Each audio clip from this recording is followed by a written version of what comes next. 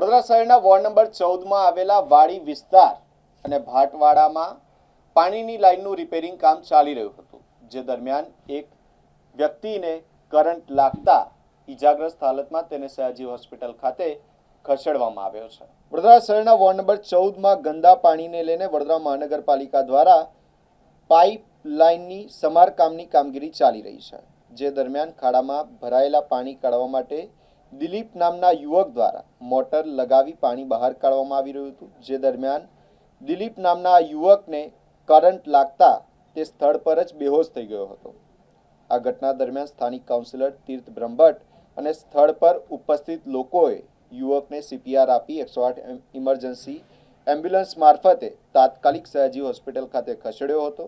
સમગ્ર મામલે સ્થાનિક કાઉન્સિલર તીર્થ બ્રહ્મભટ્ટે કોન્ટ્રાક્ટરની બેદરકારીના કારણે આ દુર્ઘટના બની હોવાનું જણાવ્યું છે।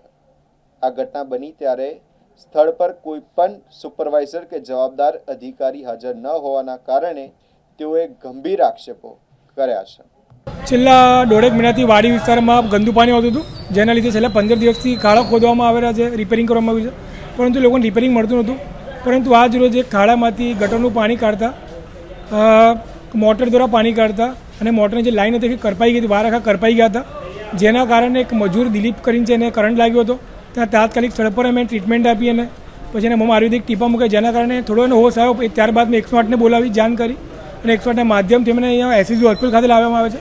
પરંતુ સમગ્ર ઘટનામાં મુખ્ય વાંક જોઈએ તો આપણે મુખ્ય વાંક કોન્ટ્રાક્ટરનો છે, કારણ કે અમે કેટલો રજૂઆત કરી કે ભાઈ કોન્ટ્રાક્ટરનો કોઈ સુપરવાઇઝર સ્થળ પર હાજર હોવો જોઈએ, તે છતાં પણ કોઈ સુપરવાઇઝર નહોતો, ના કોન્ટ્રાક્ટર પોતે આવ્યા હતા ને ઉપરી અધિકારીને જાણ કરી કે ભાઈ અમને મારે પોતે કાઉન્સિલર તરીકે વાત કરી તો કોણ જરૂર કરવી હોય, પરંતુ બેદરકારી રાખવામાં આવી, કોઈ ધ્યાન ન રાખવું, સેફ્ટી સાધન ના આપવામાં આવ્યા, જેના કારણે કરંટ લાગ્યો છે। અને બીજી વાત કે કમિશનર પોતે પરિપત્ર જાહેર કર્યો હતો કે જૂન મહિના પછી કોઈ જગ્યાએ ખાડા ખોદવામાં આવે નહીં, પછી આ કોની મરજીથી ખાડા ખોદવામાં આવે છે। દૂષિત પાણા કેટલા બીજા માધ્યમ છે, પરંતુ આ ખાડા ખોદીને લોકોને હેરાન કરવામાં આવી રહ્યા છે, જેના કારણે એક મજૂરની જાન જતાં બચી છે અને હાલે કોન્ટ્રાક્ટર પર તાત્કાલિક ધોરણે પગલાં લેવામાં આવે અને બ્લેકલિસ્ટ કરવામાં આવે। અત્યારે સારું છે અને ટ્રીટમેન્ટ ચાલી રહી છે।